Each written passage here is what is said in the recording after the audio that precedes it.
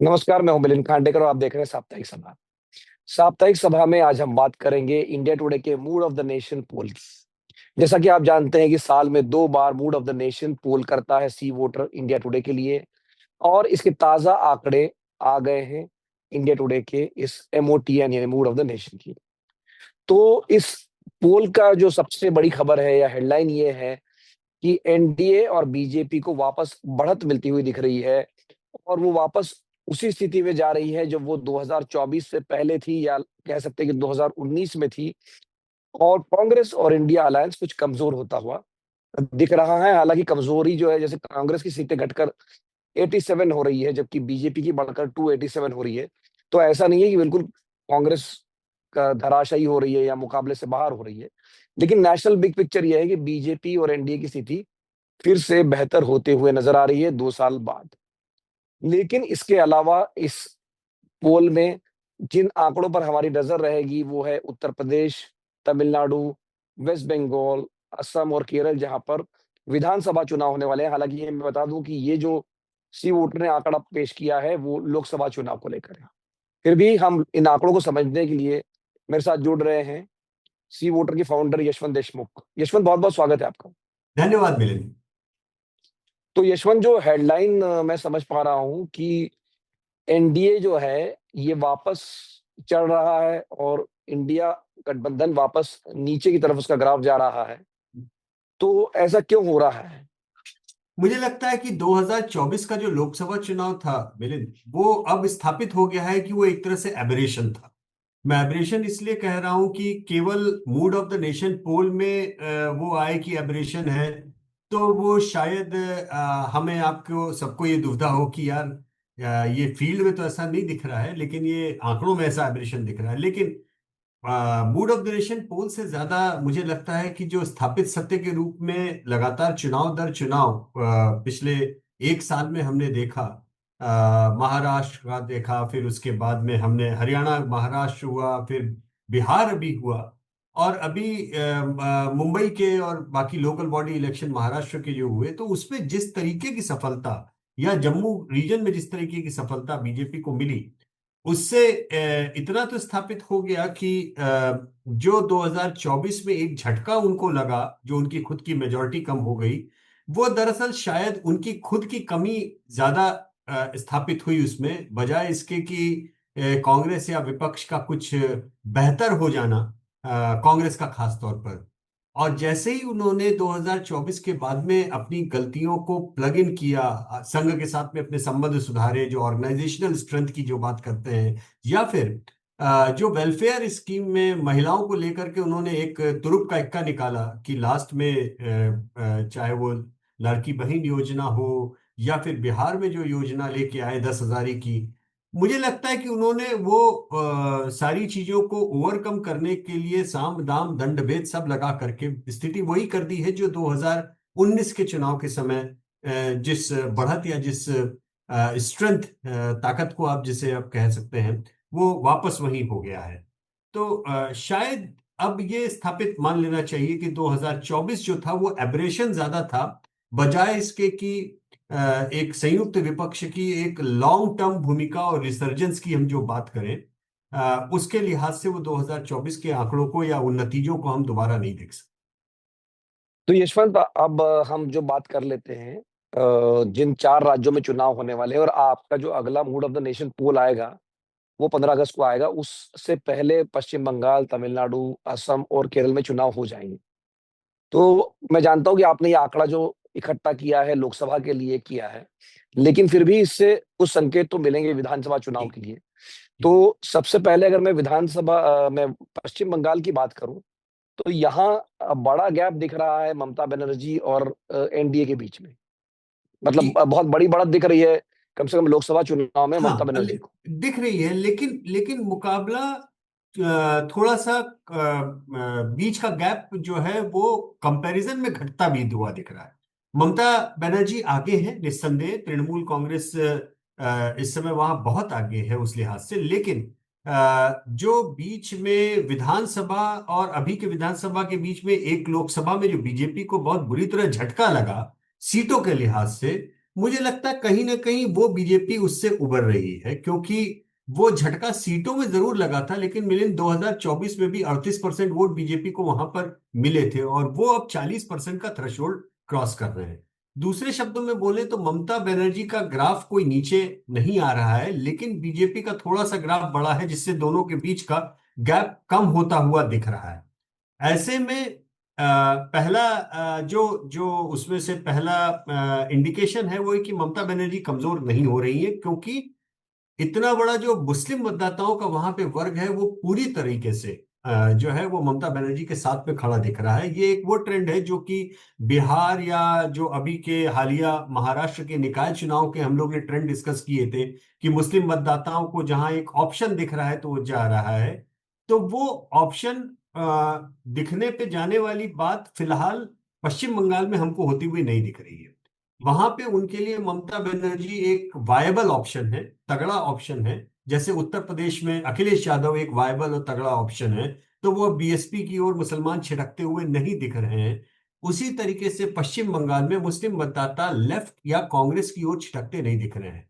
हाँ, इतना जरूर हो रहा है कि जो कांग्रेस लेफ्ट के जो नॉन मुस्लिम बचे हुए मतदाता हैं, उनका एक हिस्सा फर्दर कंसोलिडेट हो रहा है बीजेपी के लिए। तो यानी पश्चिम बंगाल और भी ज्यादा बाइपोलर कंटेस्ट होता जा रहा है। ऐसे में जो कुछ भी बचा खुचा वोट है कांग्रेस और लेफ्ट का, वो इधर या उधर की ओर और बढ़ता हुआ दिख रहा है।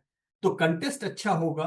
ममता बनर्जी का डेफिनेटली अपर हैंड दिख रहा है अभी आज की तारीख में, लेकिन उस कंटेस्ट में बीजेपी वहां पे दूसरा बड़ा पोल बन के लगातार उभर रही है, और वो ग्राफ कम नहीं होता हुआ दिख रहा है वोट शेयर के लिहाज से। अदरवाइज फ्लक्चुएशन, मिलिंद आप जानते हैं कि घड़ी में तोड़ा घड़ी में माशा की तरह से अगर होता है, तो वो मामला ऐसा मान लिया जाता है कि पता नहीं ये लॉन्ग टर्म है या नहीं। लेकिन पश्चिम बंगाल की राजनीति में अब ये लग रहा है कि बीजेपी एक पोल पकड़ के बैठ गई है, और वो वेट करना चाहेगी, इंतजार करना चाहेगी उस एंटी इनकम्बेंसी के माइक्रो लेवल पे बिल्डअप होने के, बनने के, जिसके बाद में सत्ता तक पहुंचने के लिए उन्हें 3-4% जो और वोट की दरकार है, वो अब वो दरकार अगले 6 महीने में पूरा हो जाएगी ऐसा मुझे नहीं लगता। लेकिन 6 साल में जरूर डेफिनेटली पूरी हो सकती है, अगले लोकसभा चुनाव तक जरूर पूरी हो सकती है। लेकिन अभी इतनी तेजी से 6 महीने में ग्राफ ममता बनर्जी का इतना नीचे चला जाएगा, ये थोड़ा सा इम्प्रॉबेबल अभी के आंकड़ों में ऐसा लग रहा है। अभी इतना ज्यादा उसकी प्रोबेबिलिटी मुझे नहीं लगी। जी, तो यशवंत आप बड़े स्पष्ट रूप से कह रहे हैं कि ममता बनर्जी को एक एडवांटेज है बंगाल में। और शायद इसका एक कारण ये भी है कि जब तक लेफ्ट और कांग्रेस के पास 9-10% वोट है, उसी में सेंध लगानी पड़ेगी, क्योंकि जो ममता का अपना वोट है, जिसमें मुस्लिम वोट एक बड़ी तादाद में है, वो जब तक अगर लेफ्ट और कांग्रेस का वोट बीजेपी तोड़कर अपने हिस्से में लाती है, तब वो मुकाबला कर सकती है। लेकिन यशवंत, मैं अब बढ़ता हूँ। आपने चूंकि अखिलेश यादव का जिक्र किया, तो उत्तर प्रदेश में हालांकि चुनाव अभी 1 साल दूर है, लेकिन उत्तर प्रदेश में क्या लग रहा है आपको, क्योंकि आपके हिसाब से एनडीए का प्रदर्शन वहां पहले से सुधर रहा है। देखिए, जो पहले से सुधर रहा है वो केवल आंशिक या मार्जिनल सुधार की ओर ही है। और वो जो सुधार भी है वो दरअसल जो अलायंस पार्टनर्स हैं समाजवादी पार्टी, उनकी कीमत पे आ रहा है। खुद समाजवादी पार्टी के साइड से कोई उनको नुकसान नहीं हो रहा है। यानी दूसरे शब्दों में बोले तो अखिलेश एक पोल बन के उभर गए थे पिछले विधानसभा चुनाव में। उन्होंने लोकसभा चुनाव में अच्छी खासी पटकनी कांग्रेस के साथ में मिलकर दे दी। कांग्रेस का बिहार में जो हश्र हुआ, या बिहार के कारण उनके सहयोगी दलों का जो हश्र हुआ, मुझे लगता है कि वो उत्तर प्रदेश में भी कहीं ना कहीं उन्हें परेशान करेगा। और ये देखने लायक बात होगी कि आखिर वो लोग साथ में लड़ते हैं तो कांग्रेस कितनी सीटों पे लड़ना क्या अंत में मन बनाती है, कांग्रेस को लिए कितनी सीटें छोड़ी जाती हैं, ये सारी चीजें देखने की होंगी। लेकिन अखिलेश एक प्रेशर बनाए हुए हैं अच्छा खासा, और उस प्रेशर के अंदर मुझे नहीं लगता कि वो इतनी आसानी से, उन्हें सहज रूप से वो कुछ भी करने देंगे, उनको आगे कुछ आगे बढ़ने देंगे किसी भी लिहाज से। नहीं तो ये क्या कहा जाए कि मतलब उत्तर प्रदेश में मुकाबला कांटे का होगा, एक तरफा होगा, मतलब अभी तो बहुत समय है, क्योंकि मायावती भी अभी तक खुलकर मैदान में नहीं आई है इस चुनाव के लिए। देखिए, मायावती एक तीसरा एंगल है उत्तर प्रदेश के चुनाव का। बीजेपी चाहेगी कि मायावती बढ़े, अब मायावती और बहुजन समाज पार्टी आगे बढ़े, ताकि एक एक मुस्लिम मतदाताओं के बीच में भी विभ्रम की स्थिति हो। और हमें ये भी देखना पड़ेगा कि अब यूपीएससी वाला जो इतना बड़ा मुद्दा अभी बना है, जो कि एमओटीएन के बाद में हुआ है, हालांकि हम लोग ने अभी पिछले 2 दिनों में स्नैप पोल किया है, हम वो भी जल्दी दर्शकों के साथ में शेयर करेंगे। लेकिन उससे हमको एक अंदाजा ये लगा है कि जो सवर्ण मतदाता हैं, वो सवर्ण मतदाताओं के बीच में नाराजगी यूपीएससी वाले मुद्दे को लेकर जबरदस्त आई है। अब क्या उसका इम्पैक्ट उत्तर प्रदेश में ब्राह्मण मतदाताओं का वापस बीएसपी की ओर रुझान से कुछ होगा क्या? तो इन चीजों, अगर मानिए अपर कास्ट मतदाता बीएसपी की ओर जाते भी हैं, तो उससे समाजवादी पार्टी को फायदा ही होना है। अगर बीएसपी बीजेपी का ग्राफ नीचे आता है तो समाजवादी पार्टी यहाँ पे किस तरीके से अपना गेम प्लान खेलती है ये देखने में होगा। लेकिन अखिलेश यादव अच्छी बाजी खेल रहे हैं और डटे हुए हैं। वो कोई 2024 के जो अपने प्रदर्शन को कोई वो कम नहीं होने दे रहे। दूसरे शब्दों में बोले तो वो हीट लगातार बढ़ा के रखे हुए हैं, वो उसको कम नहीं होने दे तो आप कह रहे हैं जो नुकसान हो रहा है वो उनके सहयोगियों से हो रहा है। वैसे यशवंत, जो यूजीसी की गाइडलाइंस है उसको सुप्रीम कोर्ट में रोक दिया है, तो लगता है कि थोड़ा राहत की खबर है, खास करके सरकार के लिए। लेकिन अब देखिए हम मेरी बात बात वो सही है, लेकिन रायता तो एक राउंड फैल ही गया है। अब इसको राजनीतिक रूप से देखें, सुप्रीम कोर्ट रेस्पाइट दे, सरकार रोल बैक करे, ये सब अपनी जगह पे है। लेकिन मुझे नहीं पता कि इस पॉलिसी को बनाते समय या करते समय लोगों के दिमाग में और नीति निर्धारकों के दिमाग में क्या था। लेकिन राजनीतिक रूप से मुझे ऐसा जरूर लगता है कि शायद बीजेपी ने अपने अपर कास्ट वोटर्स को टेकन फॉर ग्रांटेड ले लिया। और मतदाताओं के बारे में मेरी अपनी कम से कम 3 दशक की जो जो अनुभव है नब्ज टोलने का, वो ये है कि मतदाता बाकी सब चीजों को माफ कर देते हैं, नाराजगी हटा लेते हैं, लेकिन टेकन फॉर ग्रांटेड लिया जाना किसी को भी पसंद नहीं आता। हमें और आपको, किसी भी इंसान को टेकन फॉर ग्रांटेड लिया जाना पसंद। जी। तो यशवंत, अब आप बढ़ते हैं हम लोग तमिलनाडु की तरफ। तमिलनाडु में क्या लग रहा है, क्योंकि आप जो बता रहे हैं कि एआईडीएमके को नुकसान हो सकता है और डीएमके थोड़ा फायदे में रह सकता है, तो अब तो वहां चुनाव आ ही गए हैं और एक विजय का फैक्टर भी उभरा है वहां पर जो टीवी के है। तो ये जो मूड ऑफ द नेशन के आंकड़े तमिलनाडु के विधानसभा चुनाव के बारे में कैसे आप देखते हैं? तमिलनाडु एक एक अलग तरीके के राजनीतिक उसमें फंस गया है मिलिंद, क्योंकि ऐसा नहीं है कि एंटी इनकम्बेंसी नहीं है, एंटी इनकम्बेंसी है। लेकिन डीएमके का एक अपना निर्धारित वोट है, वो उस वोट बैंक को रिटेन किए हुए हैं। विपक्ष का जो एंटी डीएमके वोट है, इस समय दो हिस्सों में बिल्कुल दो फाड़ की तरह बंट रहा है। विजय जो है वो एक हिस्से को ले जा रहे हैं और दूसरे हिस्से को जो एनडीए और एआईएडीएमके का फ्रंट है वो ले जा रहा है। तो ऐसे में आप मान के चलिए कि जब विपक्ष बटा हुआ होता है, तो उसका सीधा सीधा लाभ जो सत्ताधारी है उसको मिलता है पार्टी। और यही हो रहा है। एंटी इनकम्बेंसी जबरदस्त है। कोई स्टालिन साहब का नंबर जितना ज्यादा था उतना अब नहीं है। पहले वो लगातार टॉप के सीएम में उनका नाम पहले 3 साल में था, लेकिन 2 साल में बहुत तेजी से उनका ग्राफ भी गिरा है। लेकिन केवल और केवल विपक्ष के बंटवारे के चक्कर में हो सकता है कि वो एक बार और बाजी आसानी से निकाल। ये हमारे आंकड़ों में भी दिख रहा है। जो डीएमके के 39-0 या 38-1 के जो नंबर की बात हो रही है, वो केवल इसलिए कि विपक्ष पूरी तरह छितराया हुआ है। तो जो अगला राज्य है, दक्षिण में ही चलते हैं अब, केरल में। तो केरल में क्या लग रहा है आपको कि इस बार बाजी पलटेगी, मतलब सरकार पलटेगी या वापस लेफ्ट नहीं, कंटिन्यू करेगी? पलटेगी, क्योंकि जो अभी तक आसार दिख रहे हैं उसमें तो बहुत साफ दिख रहा है कि वामपंथी दलों का ग्राफ बुरी तरह से गिरा है। बीजेपी का ग्राफ वहां पे वोट शेयर में बढ़ा है। और अगर जो जो तमिलनाडु में हो रहा है उसका ठीक अलग तरीके से दूसरी चीज केरल में हो रही है, जहां पे कांग्रेस का वोट अपनी जगह स्थिर है, लेकिन विपक्ष हालांकि सत्ताधारी वहां पे वो है, वामपंथी है, लेकिन अगर हम उनको विपक्ष के ब्लॉक की तरह ट्रीट करें, क्योंकि जो लोग समझदार समझते हैं वहां की राजनीति को, दरअसल केरल में लेफ्ट और बीजेपी का वोट बैंक अब एक ही है। हिंदू मतदाताओं की राजनीति दोनों लोग कर रहे हैं, और कांग्रेस के पास में माइनॉरिटीज, मुस्लिम प्लस क्रिश्चियन का वोट है और बाकी सेंट्रल वोट है। तो कांग्रेस अपनी जगह स्थिर है, उन माइनॉरिटी वोट्स के कारण आगे भी जा सकती है केरल में। लेकिन बीजेपी का उभार लेफ्ट को नीचे गिरा रहा है। और जैसे जैसे लेफ्ट नीचे, इस समय बीजेपी के कारण कांग्रेस को बहुत लाभ हो रहा है केरल में। ऐसा नहीं है कि बीजेपी को बहुत बड़ी तादाद में सीटें मिल जाएंगी इस बार, ऐसा नहीं होने वाला है। लेकिन अगर कहीं खुदा न खास्ता बीजेपी ने वोट शेयर के मामले में बराबरी कर ली 20% से खींच करके 25% तक अपने वोट शेयर को ले गए, तो अगले लोकसभा चुनाव तक बीजेपी वहां पर एक मैसिव दूसरा पोल बनने की तैयारी में लग जाएगी केरल में। उस लिहाज से ये चुनाव ये इसलिए महत्वपूर्ण नहीं है कि वहां पे लेफ्ट और कांग्रेस के बीच में हमेशा पेंडुलम हिलता है, बल्कि इस बार का चुनाव इसलिए महत्वपूर्ण हो जाएगा देखना, क्या बीजेपी विधानसभा चुनाव में 20% का थ्रेशोल्ड जो लोकसभा में कई बार टच करती है लेकिन विधानसभा में गिर जाती है, वो क्रॉस जी करेगी कि नहीं करेगी। लेफ्ट जी ज्यादातर लोगों को हारता हुआ दिख रहा है, ऐसे में हारे हुए के पीछे न जाकर के एक तीसरा ऑप्शन अगर बीजेपी दिख रहा है तो उस ओर भी जाने में उनके मतदाताओं को हो सकता है कि उतनी हिचकिचाहट न हो। लेफ्ट के लिए ये सत्ता से बाहर जाना केवल नहीं है। अगर कांग्रेस जीतती है तो लेफ्ट ये सांत्वना अपने को नहीं देख सकता कि हम 10 साल सत्ता में रहे, 5 साल में आप दोबारा आ जाएंगे। अगर इस बार लेफ्ट सत्ता के बाहर होती है लेकिन उसके साथ में बीजेपी का ग्राफ बढ़ता है, तो आगे पीछे पश्चिम बंगाल की तरह एग्जिस्टेंशियल क्राइसिस का सामना ये लेफ्ट को करना पड़ सकता है केरल में भी। और जी। जो लोग इसको सोचते हैं कि ये बहुत हल्की बात है और ये ऐसा नहीं हो जाता रातों रात, उनको मैं याद दिलाना चाहूंगा कि रातों रात ही पश्चिम बंगाल में 3 सीट से 77 सीटें बीजेपी की हुई थी।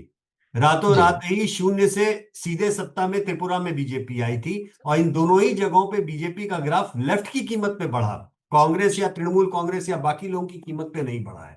इसलिए ये केरल के चुनाव कांग्रेस की लीड होगी बहुत, 99% मुझे लगता है कि शायद वो सत्ता में भी आ जाए वहां पर। लेकिन ये ध्यान देने या देखने योग्य बात जो होगी वो बीजेपी का वोट शेयर होगा केरल में।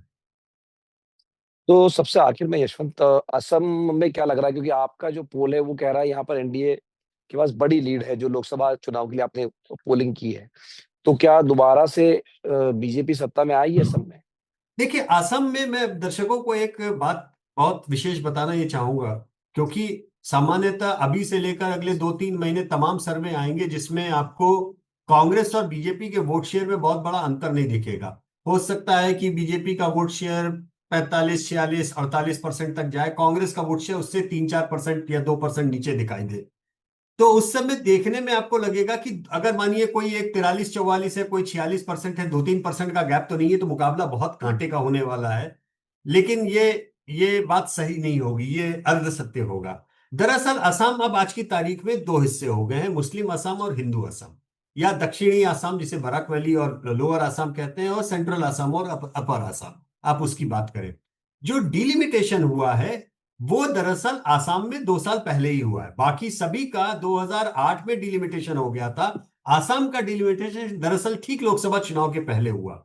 और अगर आप ध्यान दें तो वहां पे धुबरी लोकसभा, और उसको अगर आप ध्यान से देखें, जहां से कांग्रेस का कैंडिडेट 10 लाख के ज्यादा मार्जिन से जीता, 10 लाख वोटों के मार्जिन से सीट का जीतना, ये अपने आप में रिकॉर्ड था, पूरे भारत में सबसे बड़ा मार्जिन वहां पे आया।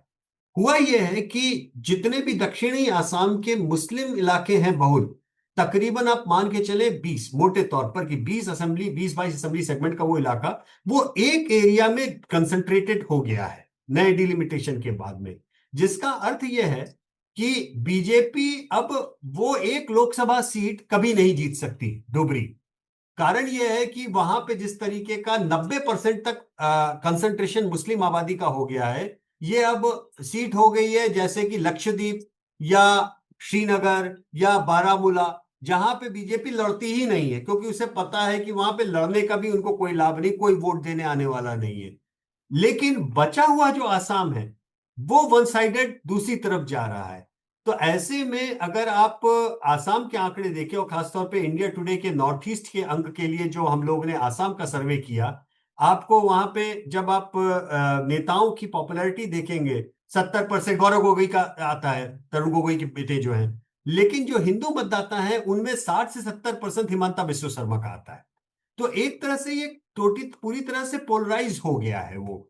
और उस जी पोलराइजेशन में चूंकि आसाम में मुस्लिम मतदाता अक्रॉस द स्टेट नहीं फैले हैं, वो एक ही जगह कंसंट्रेटेड है, तो 20-22 सीटों का ब्लॉक, जहां पे मुस्लिम मतदाता ऑलमोस्ट 70 से 90% तक हैं, आप मान के चले, वो सारी सीटें कांग्रेस स्वीप कर जाएगी। लेकिन बचे हुए आसाम में कांग्रेस के लिए मुकाबला बहुत कठिन होगा, और उन जगहों पे वो आप कह सकते हैं कि एक तरह से काउंटर पोलराइजेशन या पोलराइजेशन जो भी कहना चाहें, वो हिमंता बिस्वा शर्मा वो अपने आप को सेफली शायद निकाल ले जाए।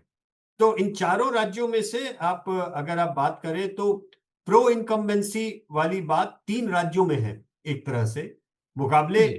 क्लोज होंगे, अच्छे होते जाएंगे, लेकिन विपक्ष के बंटवारे के कारण जो है वो आपका तमिलनाडु दोबारा प्रो इनकम्बेंट हो सकता है। जबकि केरल में सत्ता परिवर्तन एक राज्य है। पौंडीचेरी एक छोटा राज्य है जिसको भी ध्यान रखना चाहिए, वहां पर भी एंटी इनकम्बेंसी बहुत ज्यादा है, बहुत ज्यादा चढ़ी हुई है। तो आप उसको भी काउंट कर ले तो शायद 2 राज्यों में प्रो इनकम्बेंट वर्डिक्ट आ सकता है, और 2 राज्यों में एंटी इनकम्बेंट वर्डिक्ट आ सकता है, और 3 राज्यों में अभी आज की तारीख में प्रो इनकम्बेंसी के चांसेस ज्यादा दिखाई दे रहे हैं। बहुत बहुत धन्यवाद इस बातचीत के लिए। तो हमारे साथ जुड़े थे यशवंत देशमुख, सी वोटर के founder. Mood off the nation सर्वे ये कह रहा है कि राष्ट्रीय स्तर पर बीजेपी को फायदा हो रहा है, कांग्रेस और इंडिया गठबंधन को नुकसान हो रहा है।